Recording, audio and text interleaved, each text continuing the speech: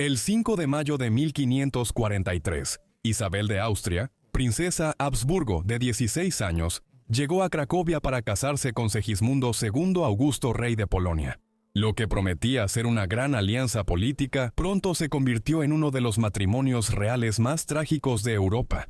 Historia de enfermedad, aislamiento y una joven reina destruida por la epilepsia y el destino. Isabel de Austria de la Casa de Habsburgo nació el 9 de julio de 1526 en Linz, Alta Austria.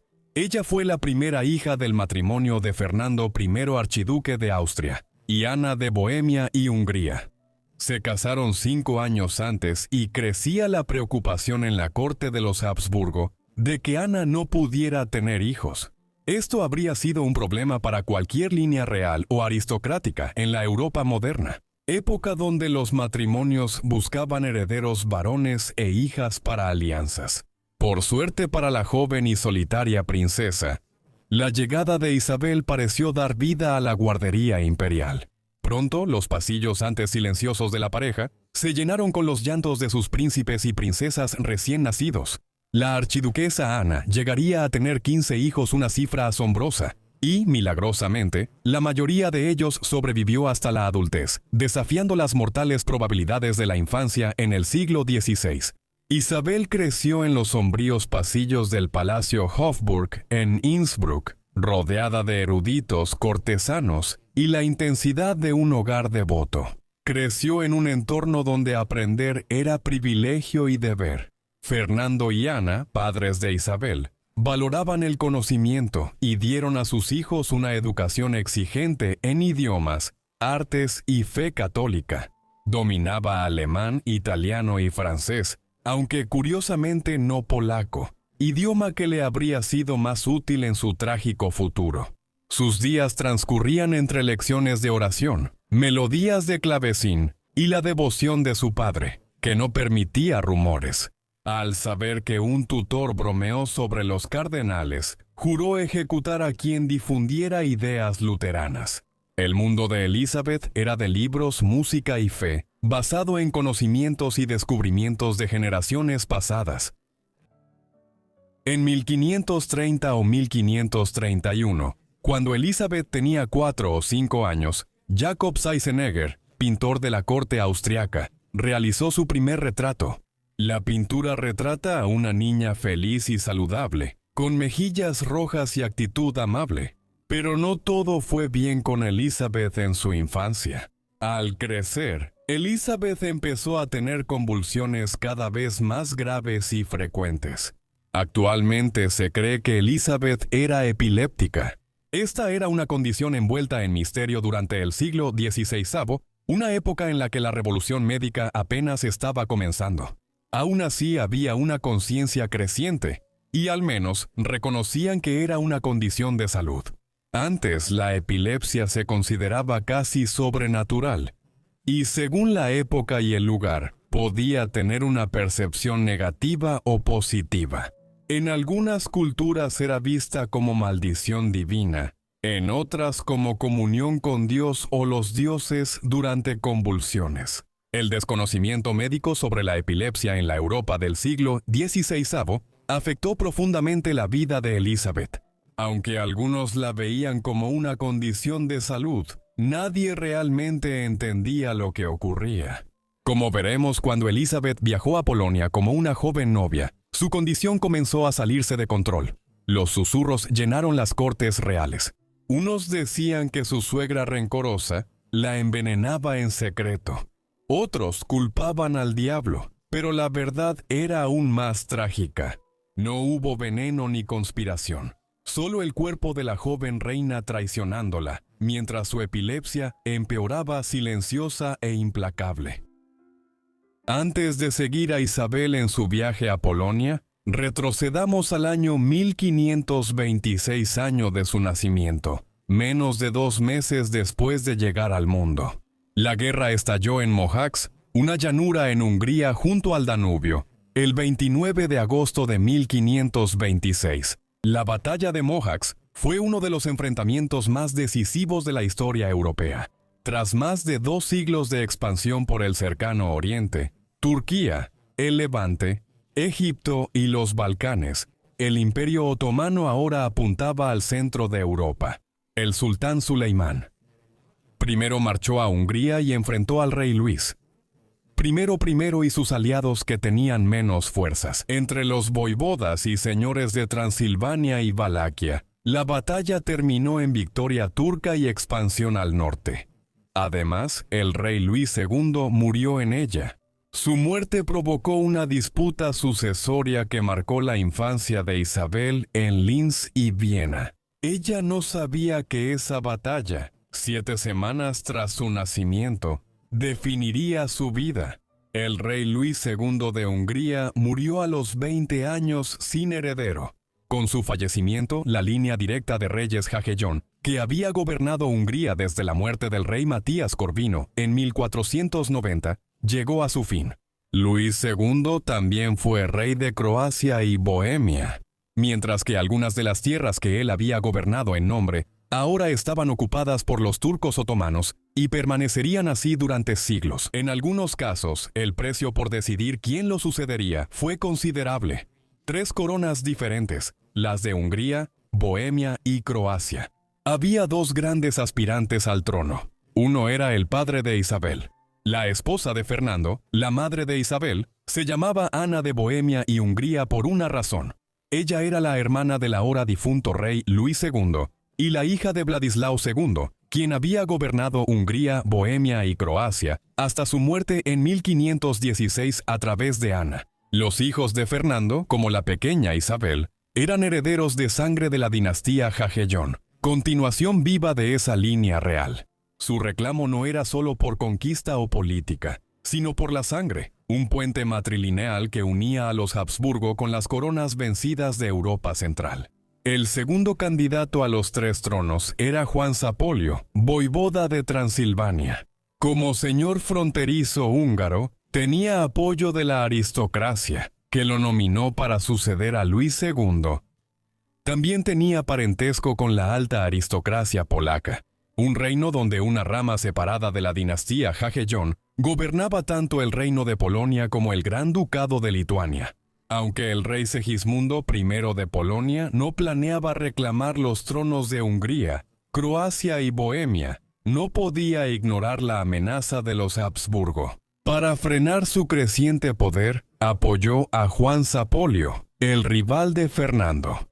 Siguió una brutal guerra de sucesión, que duró hasta la muerte de Zapolio en 1540, cambiando el equilibrio de poder en Europa Central. Aquí es donde aparece Isabel en la historia. Para asegurar su reclamo, Fernando sabía que debía acordar con Polonia. La dinastía Jagellón no quería gobernar Hungría, pero veía con preocupación cómo el imperio de los Habsburgo, incluida la rama española de España a América, ganaba poder. Aunque Polonia era una potencia en el siglo XVI, no quería que los Habsburgo se expandieran más al este, hacia Bohemia y Hungría. Buscaban neutralizarlos y aliarse si Fernando aseguraba Hungría y Bohemia. Los diplomáticos de Fernando pronto iniciaron conversaciones con la corte polaca, proponiendo una alianza matrimonial, centrada en la joven Isabel. La unión tranquilizaría a los Jagellón, asegurándoles que tras asegurar Bohemia y Hungría, los Habsburgo no avanzarían hacia Polonia. El plan era sencillo. Isabel se casaría con el joven rey de Polonia y gran duque de Lituania, Segismundo II Augusto. Aunque aún era niño, Segismundo fue nombrado cogobernante con su padre en 1529. Las negociaciones matrimoniales comenzaron al año siguiente, en 1530, uniendo a la hija mayor de Fernando con la corona polaca. Un tratado formal se firmó ese noviembre, pero Isabel tenía solo 4 años. El acuerdo era que la boda sería hasta que ella tuviera 7 años y obtuvieran la dispensa papal necesaria, no solo por su edad, también porque eran primos hermanos. Tras un tiempo, revisaron el plan. El matrimonio se pospondría hasta principios de 1540, cuando Isabel tuviera la edad adecuada. Después de años de delicadas negociaciones, Isabel finalmente partió de Viena en abril de 1543, con solo 16 años de edad. 2 semanas después llegó a Cracovia y conoció al hombre con quien estuvo comprometida 13 años, Segismundo II Augusto de 22 años. Ese mismo día, dentro del gran jurado de la Catedral de Wawel, los dos se casaron. Isabel fue coronada Gran Duquesa de Lituania y Reina de Polonia, sellando una alianza política largamente esperada en 2 semanas. Cracovia estalló en celebraciones, festivales, banquetes y fuegos artificiales, marcando lo que muchos esperaban que fuera el inicio de una paz duradera entre Polonia y Austria. Bajo el brillo y la música, iniciaba una historia oscura que pronto volvería la unión real en tragedia. Después de las celebraciones y al volver a la realidad, la vida de Isabel en Cracovia fue una pesadilla. Su salud se había deteriorado durante el viaje a Polonia y comenzó a experimentar un número creciente de convulsiones. Sin embargo, su situación matrimonial era aún peor. El matrimonio se retrasó hasta 1543 por la fuerte oposición de la madre de Segismundo. Bona Sforza era una noble italiana de la casa de Sforza, que había gobernado el ducado de Milán desde mediados del siglo XV. Bona era una presencia aguda y formidable en la corte polaca, y estaba decidida a bloquear la expansión de los Habsburgo. Por esta razón, ella siempre se opuso al matrimonio, y cuando Isabel llegó, hizo miserable la vida de su nuera. Por ejemplo, después de la boda, siguió cuestionando el contrato matrimonial y la dote. Isabel, mientras tanto, era una mujer joven y tímida, y se sentía intimidada por la actitud de su suegra. Sin embargo, existían problemas más graves en el palacio. Segismundo sentía poco afecto por su joven esposa, y ni siquiera consideraba a Isabel atractiva, por lo que continuó manteniendo varias amantes, incluso viéndolas abiertamente después de su matrimonio. Lejos de casa, Isabel quedó aislada en una corte extranjera, acompañada solo por un pequeño séquito de austriacos. Estaba rodeada de una suegra hostil y de un esposo que solo la veía como pieza diplomática en los juegos de poder de Europa Central. Así que tal vez era inevitable que su salud siguiera deteriorándose. Los cortesanos informaron que sus convulsiones se habían vuelto más frecuentes, mientras que rumores más oscuros se esparcían diciendo que la vieja reina Bonner la estaba envenenando, aunque nunca se encontró evidencia de veneno. Sus difíciles circunstancias despertaron simpatía en muchos, y la nobleza polaca generalmente admiraba su gracia y gentileza, pero ni siquiera su buena voluntad pudo cambiar su destino. La joven Elizabeth parecía estar condenada desde el momento en que puso un pie en Polonia a mediados de la década de 1540. Una peste devastó Europa del Este y la familia real tomó la única medida preventiva disponible. En ese momento huyeron de la ciudad y se fueron al campo por un tiempo. Segismundo se dirigió a Vilna, la capital del Gran Ducado de Lituania, con su amante favorita, Bárbara Radziwiłł. Isabel viajó por Polonia con su suegra y su suegro Segismundo. Yo, como otros, sentía simpatía por su situación. Era un hombre anciano y débil de casi 70 años y podía hacer poco para ayudarla. Finalmente, Isabel se reunió con su esposo en Vilna y él intentó hacer parecer que todo estaba bien en el nuevo matrimonio. Por cuestiones de cortesía diplomática con los Habsburgo, aunque esa no era la situación en la ciudad, las cosas volvieron a deteriorarse rápidamente. Los asedios de Isabel aumentaron y ya afectaban seriamente su salud.